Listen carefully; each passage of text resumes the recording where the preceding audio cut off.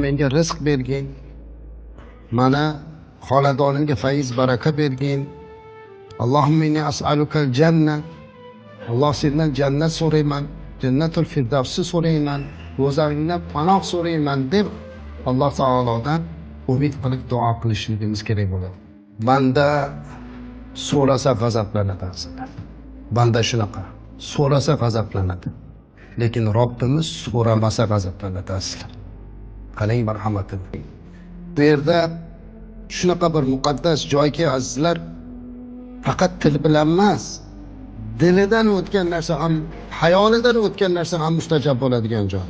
Ba'zi solihlar aytadilarki, Ka'ba yonida turib duoyim qabul bo'lmasmikin deb gumon qilish Allohning rahmatini kichik sanash debdi. Duoyim qabul bo'lmasmikin deb qo'yishlik Allohning rahmatini kichik sanash aslida. Allohning rahmati keng. Alloh bandalarning duosini qabul qilaman deb va'da berdi.